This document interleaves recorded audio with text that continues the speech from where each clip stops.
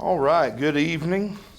We are certainly thankful for the presence of each one. We're thankful for those who join us by way of the internet, and we appreciate that if you're watching live or if you're watching sometime later.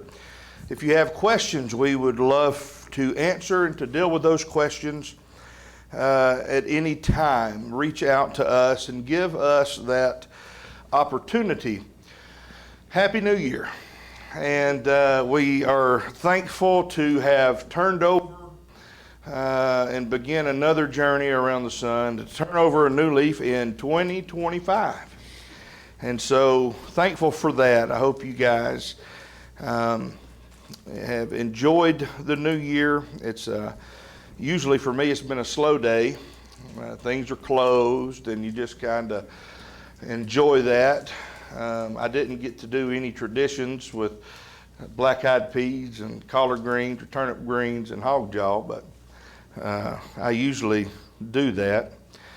But we're going to be in Proverbs 3. We did not finish our study last week, and that helped me somewhat, I guess through providence, be more prepared for tonight.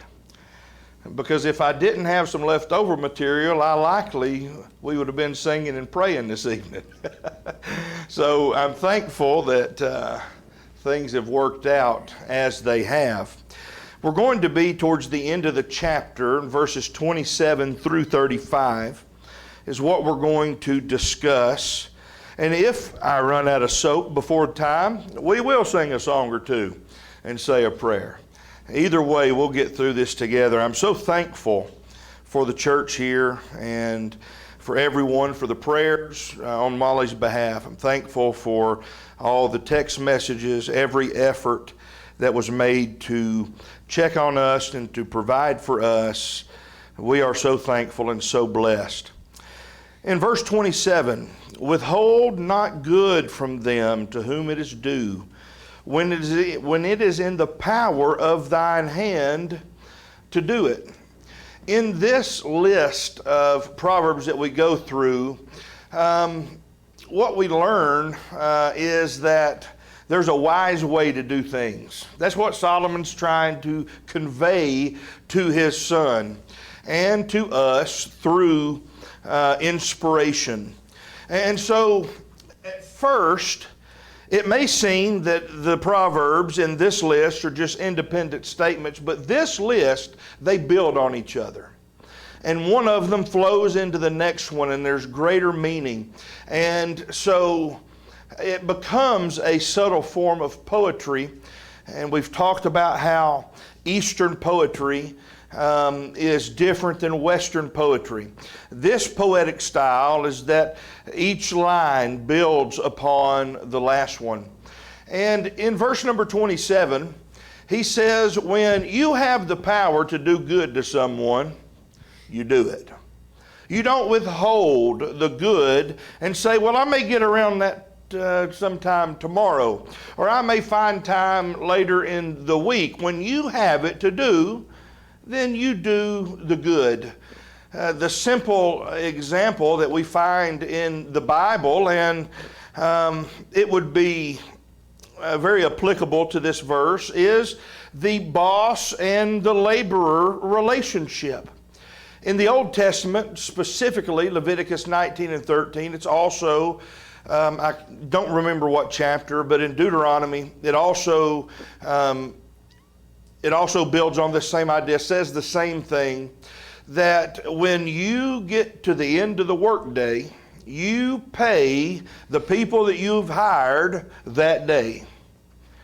Now, we don't operate like that by and large. We go and some people get paid monthly. And so they have to very wisely budget their income for the month. Some people get paid bi-weekly, some every week. Not often are people paid at the end of every day. But you remember what Jesus, when he was giving what is commonly called the Lord's Prayer, that phrase, and give us this day our daily bread. During these times, in the ancient and all the way up into the first century, people lived day to day. And if they worked that day, that money was going to put food in their belly that day. And if they wanted to eat tomorrow, they needed to go to work tomorrow to earn money so they could eat that day. We don't so much live like that anymore, and I'm thankful. I would say most of our pantries are stocked with things. I know I walked to my pantry today, and there's probably a couple months worth of food in that thing. But we don't live like that. But the Bible says when you have a laborer, you pay him. You don't withhold his pay because he's going to depend on that. Well, the application for us is manifold. There's a person that you see who is in some type of strait. They've encountered some type of problem.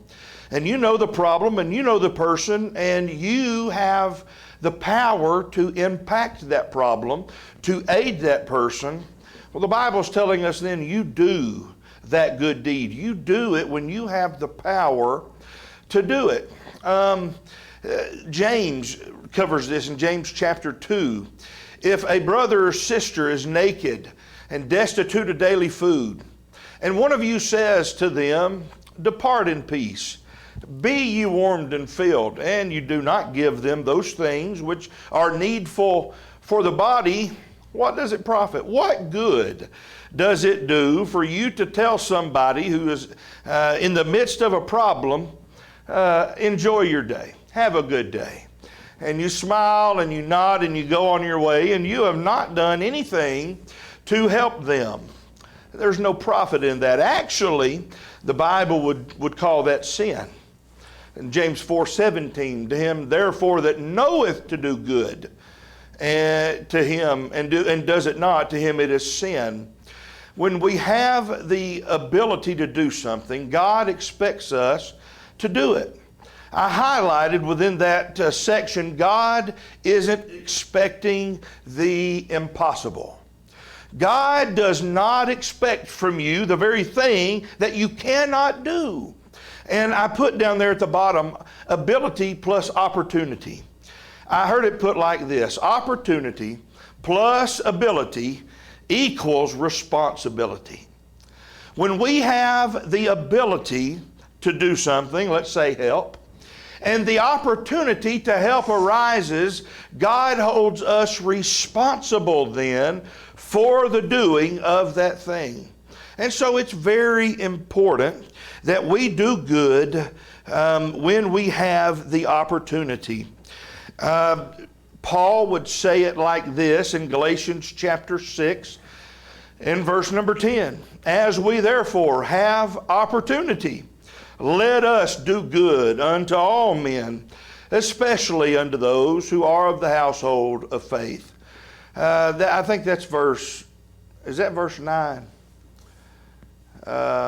No, verse 9 would be, and be not weary in well-doing. For in due season you will reap if you faint not. Sometimes these verses and the addresses run together, and I have a hard time separating them. Huh? Yeah, as you have opportunity, do good to all men. I was also not fully aware or know how well my brain was going to work this evening. But we're going to get through this together, I have no doubt. The next proverb that we encounter, verse number 28, extends the principle that we just covered further. It says, say not unto thy neighbor, go and come again, and tomorrow I will give, when thou hast it by thee. Delaying to do good is just as bad as not doing the good at all. Deuteronomy 24, that's the chapter. That's what I couldn't remember, 14 and 15. Somebody get Deuteronomy 24, 14 and 15 and read that for us, please.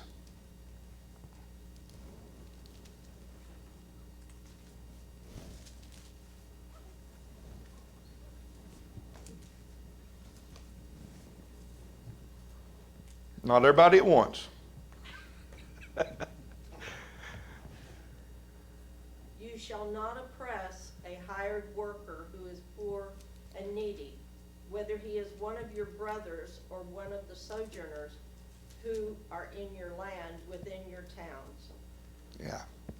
You shall give him his wages on the same day before the sun sets, for he is poor and counts on it, lest he cry against you to the Lord and you be guilty of sin. Yeah, so that's really plain language. It says, okay, there's also a time stamp on when the boss is to have him paid. Before the sun sets, you pay the man. Jesus in Matthew 20, the parable of the landowner, I believe it is. If it's not, in your New Testament, the book of Matthew, Jesus tells this parable about a landowner. And he goes out in the morning and he covenants with some people to work in his vineyard, and he tells them, I'll pay you a penny a day. Well, then about 3 hours later, he goes out and he hires some more workers, and then he goes back out and he hires them some more workers, and at the end of the day, 1 hour before the work day is over, he goes and hires some more workers. And they work 1 hour. Well, the whistle blows, the work day is done, and Jesus says this landowner pays those people that worked only 1 hour a penny. Oh, the people that were there first in the morning, they thought he's really going to take care of us, and he paid them a penny. And they were kind of upset about that. Well, we worked all day. And the point was, well, it's my vineyard and it's my money, and I see fit to pay, and I paid them. And did the landowner do them wrong by giving them a penny? No, that's what they covenanted to work for.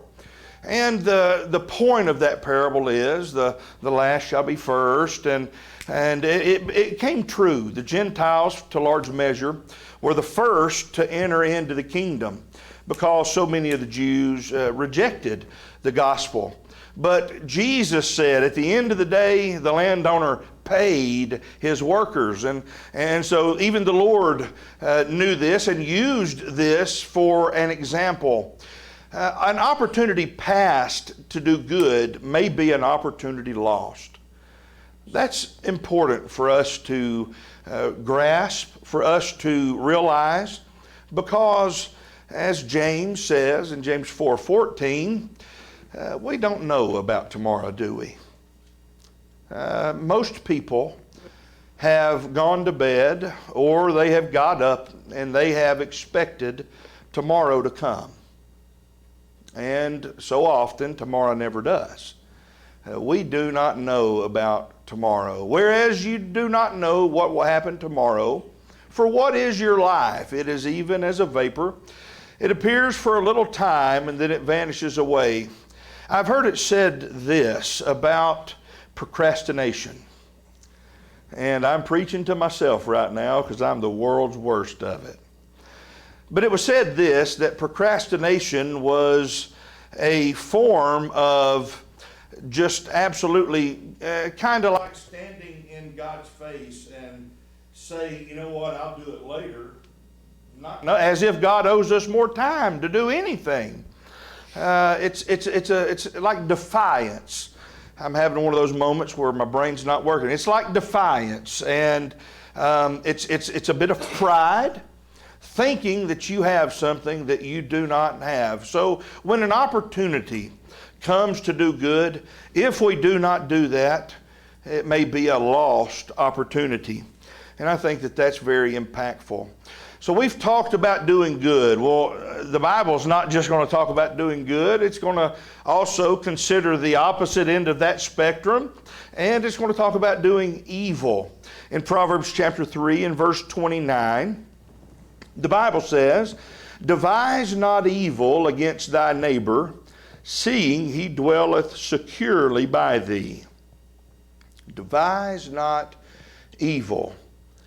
In chapter 6, one of the list, one of the 6 things, 7 that are abomination, is one that devises wicked imaginations.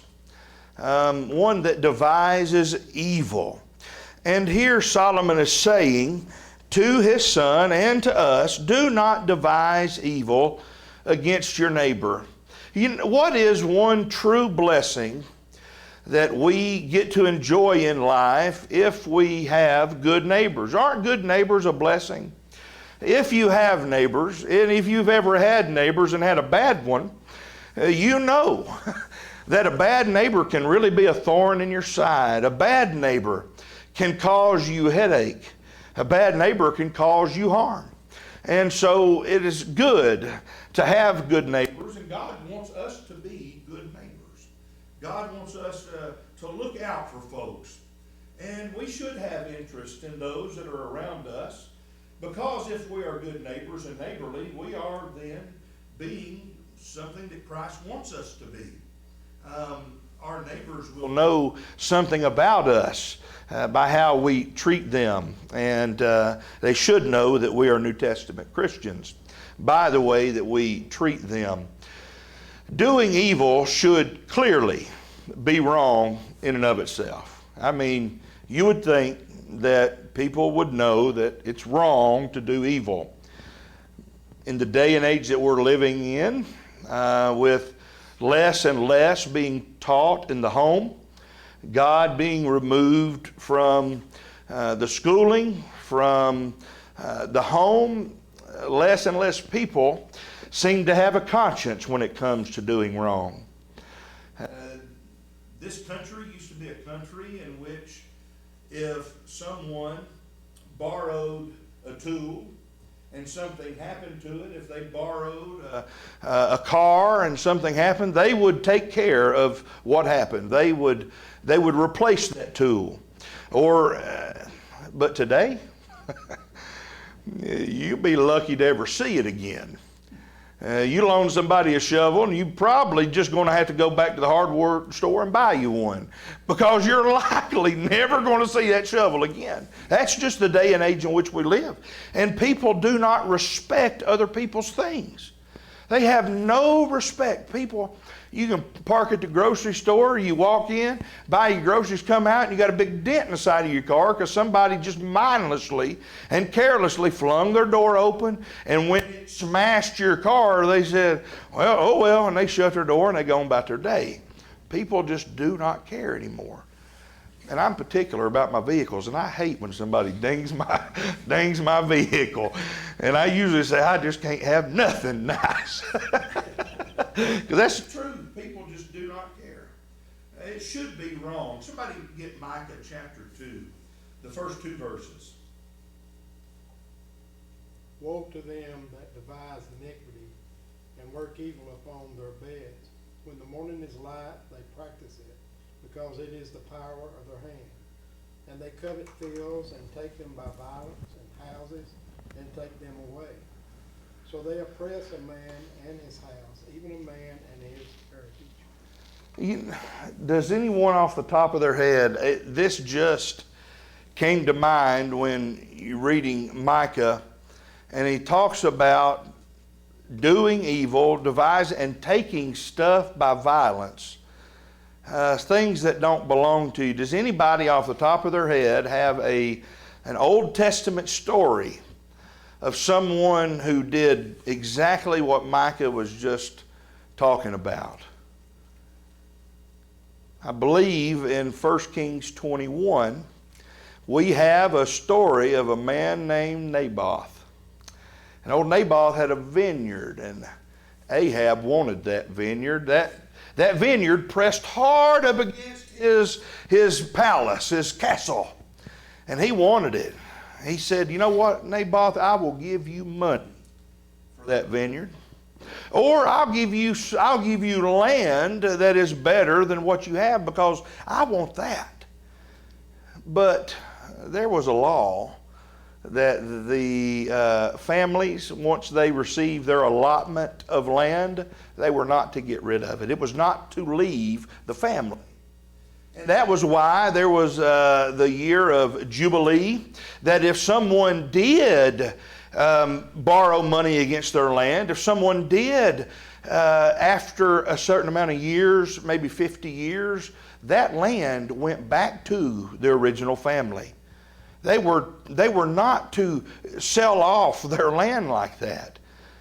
And Naboth was said, how could I do that?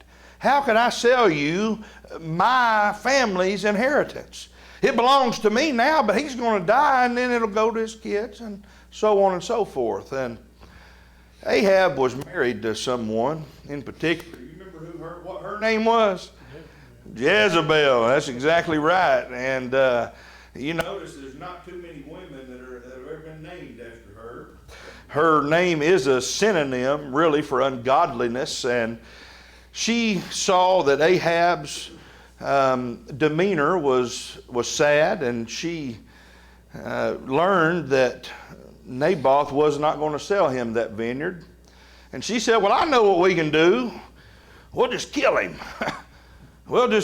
So they devised this plan that they were going to put Naboth in front of this this procession, and then there would be people coming out, and they would say, this man has blasphemed God and the king, and they'll take him out and stone him. That was the punishment. And so they did just that, and it went just how Ahab and Jezebel wanted. But it ended up, they ended up getting more than they bargained for. It really ticked the Lord off, and the Lord made sure that they weren't going to get away with that. But that's the very thing that we're talking about here. That very thing, what Micah was saying, that had been done, and one of the kings, someone who would supposed to uphold justice and uphold God's expectations, guilty of this very thing. Naboth was a good man, but he had a bad neighbor, and his bad neighbor was King Ahab. And don't get it twisted. If you have a bad neighbor, they will do everything up to kill you. I've seen it. I've seen it on the news. This neighbor shot this neighbor over the fence line. They've been arguing for 6 months over the property line, and the old boy goes in, gets a shotgun, comes out, knocks on the door, he walks to the door, boom, blows him into pieces. That happens. That's the world in which we live. Be a good neighbor, and maybe these things won't happen. In verse number, well, let's see, what do I got on the slide here? Doing evil should be wrong, but it becomes particularly foolish when a person decides to harm a neighbor. Whether you live in an apartment or a village, it is natural to put some trust in the people around you. You all have some interest in the safety in the area in which you live. In the time in which my dad grew up, the neighbors weren't just right on top of each other. They would be separated by sometimes a quarter mile or so, but they could count on each other. Those people looked out for each other. They looked out for other people's kids. That was not too long ago. But it isn't that way today. But you should have a common interest in the safety and health of your neighbors. It says, thus, any harm to your neighbor is harm to yourself. Psalm 35, 19 and 20, let them not rejoice over me who are wrongfully my enemies, nor let them wink with the eye who hate me without a cause. For they do not speak peace, but they devise deceitful matters against the quiet ones in the land. The harm that comes from someone you thought you could trust is especially hurtful. That is so true. It's a special type of betrayal. It's a special kind of hurt when a best friend turns on you and instead of has your back, does the hurting, does the harm to you.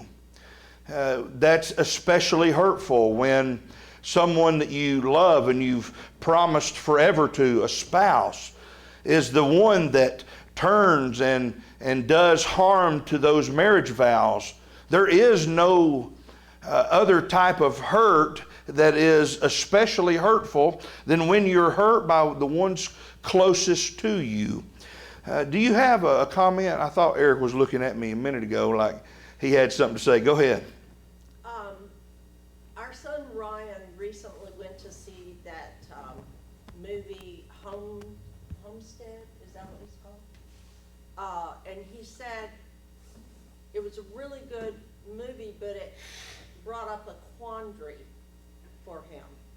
And I think it's a survivalist kind of thing. And I think all of this right here is addressing that if you're making sure that you have provisions in your house, that you should make sure you have some for your neighbors too. Right. Absolutely.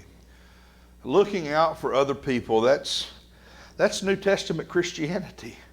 I've been a benefactor of that very thing this week. I have experienced the love and the care and the concern of New Testament Christians. I'm telling you, it's life-changing.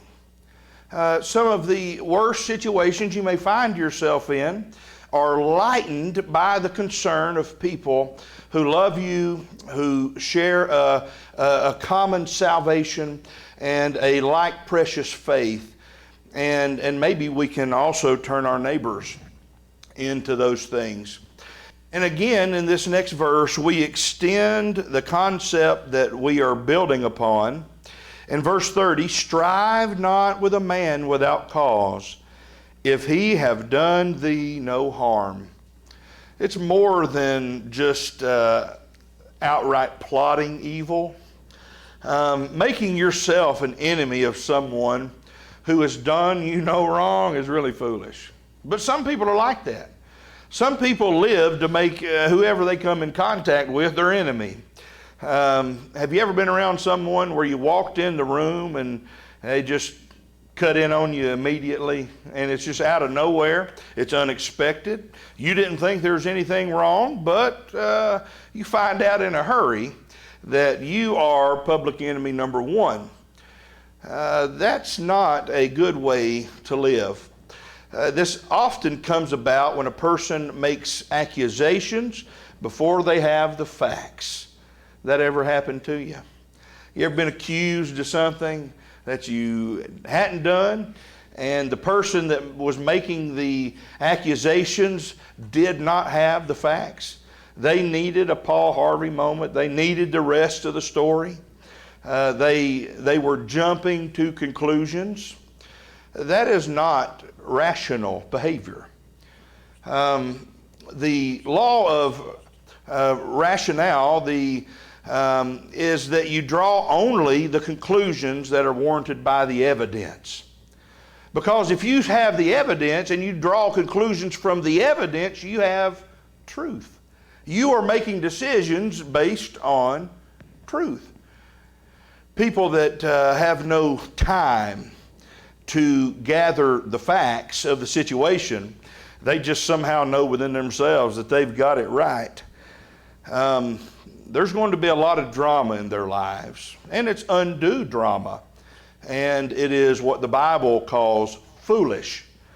And that is the opposite of wisdom, which Solomon here is teaching us. Go ahead. And one of the 10 commandments is not to bear false witness Right. against somebody. Yeah. Eric has definitely had that Right. by his siblings. Right. And no amount of explaining or trying to deny it doesn't matter. And that goes back to the previous slide where we talked about that's some of the worst hurt you'll ever feel. Are the people that are close to you, family. When family sticks it to you, you're hurt. When a child does their parents wrong, that hurts. I've been guilty of that in my life. And that, and I was off the rails and not living a good life. But I lied to my mama. I used her, and that hurt her. And parents want to help their children. But it's a special kind of hurt when the people close to you do you wrong. And it's any family, your brethren, your sisters, your cousins, people that you love and are close to. That's a really deep pain.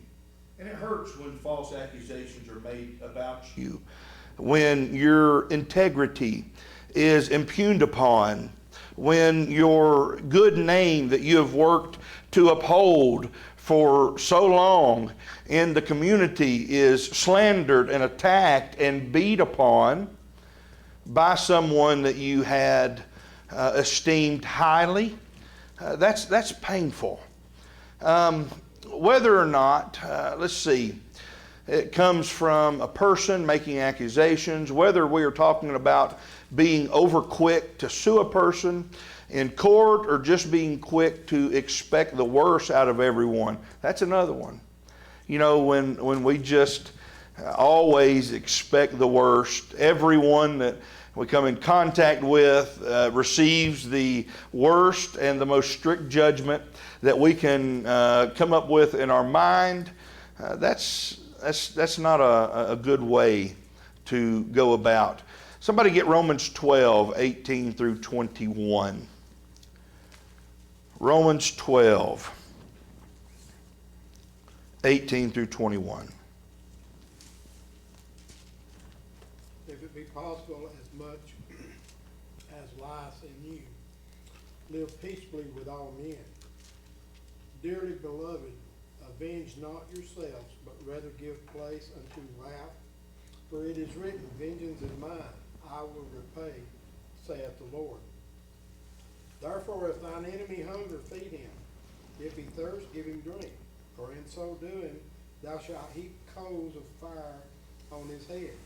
Do not overcome of evil, but overcome evil with good. Those are really wonderful verses that should guide our doings. They should help guide us through situations.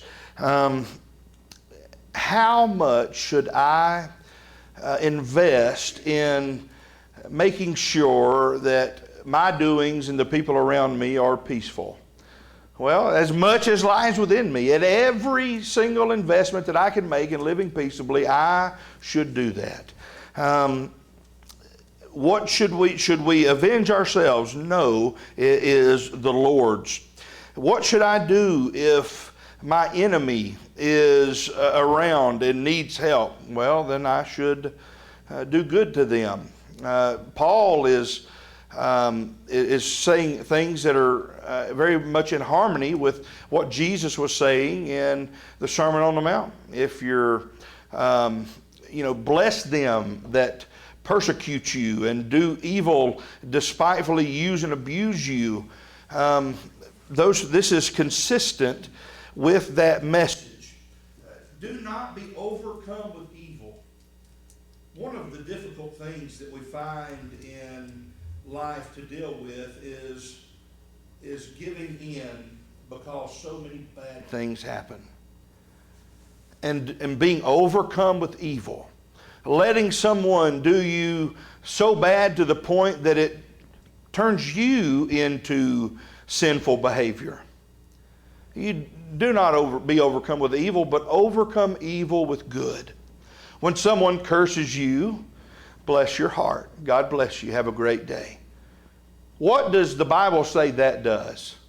What is the aftermath of blessing someone that curses you? Turns away wrath. Yeah, it heaps coals of fire upon their head. You really want to get under someone's skin that's treating you bad? Treat them good. They treat you worse, treat them nicer. And it's antithetical to how we're wired. When someone smites you, it's not necessarily the first reaction to turn the other cheek. That's not how we're wired. But this is something Christianity is something that we have to work on.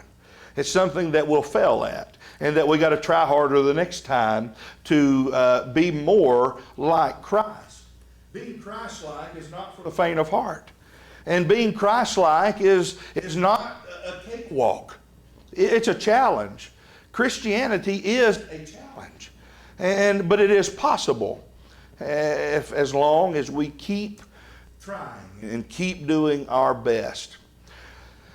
Turning it around, a person who is under attack by another should not allow him to envy his oppressor. Verse number 31, envy thou not the oppressor, and choose none of his ways. It doesn't matter if it seems that the oppressor is getting the best. It doesn't matter if the oppressor is got more money and seems happier. David, he ran into that same type thing. And when he saw the wicked and how they were doing so well, he thought, man, I'm kind of jealous of that. He said, but then I went into the sanctuary and God showed me the end of them people, and I'm glad that I'm not like them, because their judgment is going to be awful. Wrong is wrong, no matter what the outcome is. If a person is a terrible person, and they have all the money in the world, they have all of the nice things, they got a garage full of cars, and they got everything in the world they want, if they're gaining that by doing wrong, it's wrong, no matter the outcome. If you envy the oppressor, you are in some way believing that what he is doing is right, because we cannot throw our hat in with someone doing the wrong thing and say, well, it's getting them ahead in life. No, it's not. It's not getting them ahead. What is going to be the end of the ungodly and sinners? Hellfire. That's the end of the ungodly and sinners. And so anybody that falls into those categories, they are not going to like the outcome. They may seem to be ahead for now, and that's one thing that Job was arguing with Bildad and Zophar and Eliphaz. Yeah, the wicked men, they do all right for themselves. They've got money, they've got these things, but they don't have it right with God. And that's the only thing that truly matters.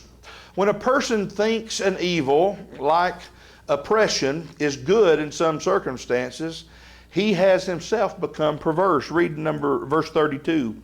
For the froward man is abomination to the Lord, but his secret is with the righteous. That word froward is like the immoral, detestable. Is there anybody got another translation of the word froward?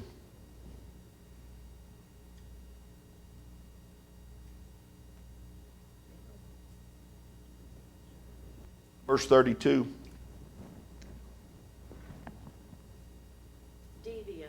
Devious, that's a good word. The devious person. God can't stand that. I've had some run-in with some devious people. And you'll always wind up wishing you'd never met them. You'd been better off and you'd never run into them folks, right? That's the devious person, the perverse person. Perversity is the twisting of morality. Isaiah had something to say that. Isaiah 5:20, a very familiar passage to us. Woe unto them who call evil good and good evil, who put light for darkness and who put bitter for sweet. That's perverse.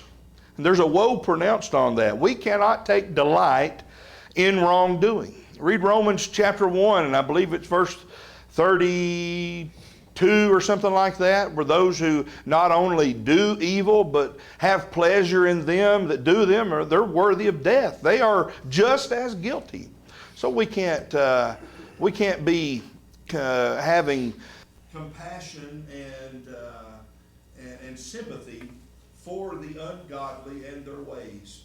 God finds those kind of warped views of good and evil to be particularly disgusting. He calls it an abomination. And that's what makes God want to throw up. It turns his stomach so bad he wants to puke. That's the idea. And you don't want to be the person that makes God want to puke, because it's not going to be good in the end. But God is intimately close to the upright. An upright person is the opposite of a perverse man, much like when we were talking about a wise man versus a foolish man. They are polar opposites. The upright man is uncomplicated and straightforward. And this statement, you've probably heard your daddy and mama say it or something like, right is always right.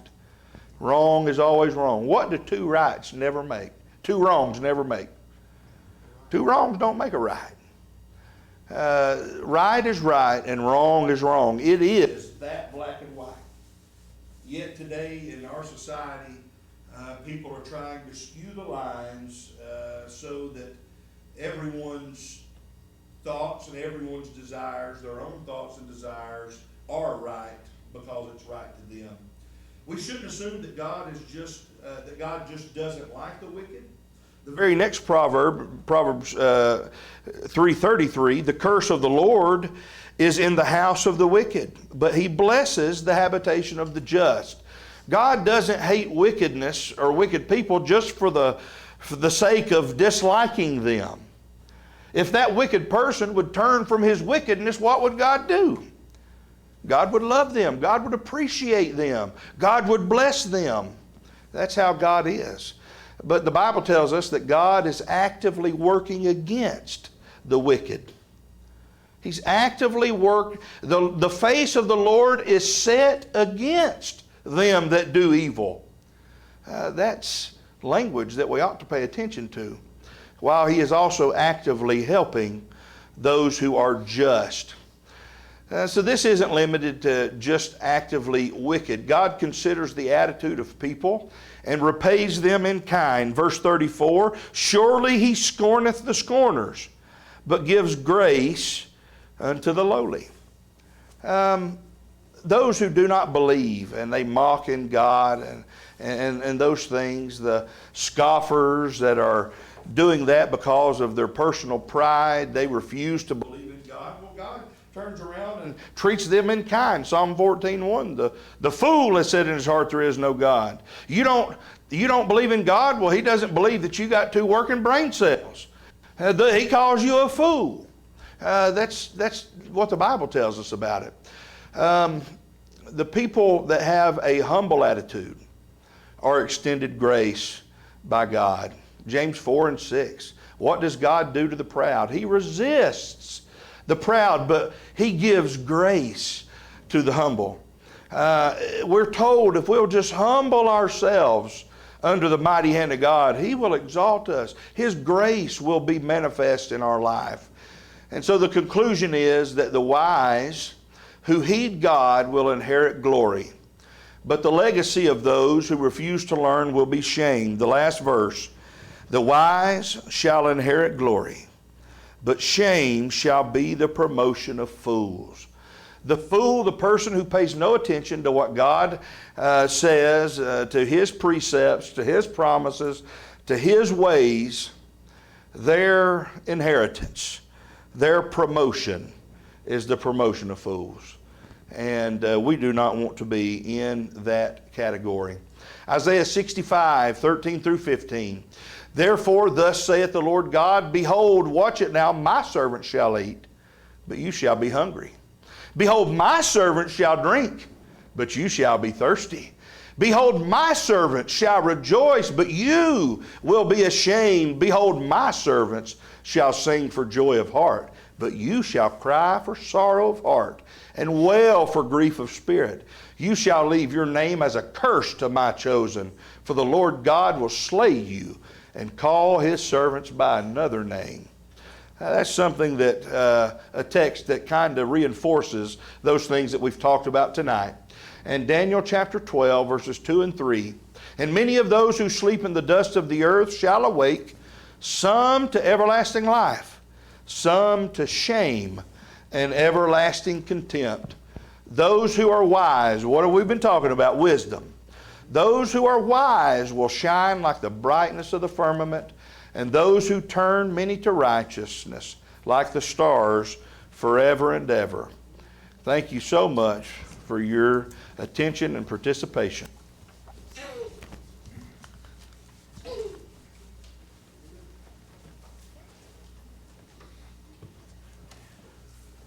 Robbie, did you have time to get a song? Yeah. Invitation song, and then I had mentioned Over the Hilltop for the song before. Did y'all get that? Do you have a request? Oh, okay. I'm sorry. Huh? We're good. We're good? So it's a new month and also a new year, so I have announcements this month, and I'll try to remember every time. That's one of my first goals. So we'll go over real quickly, just those we need to remember in our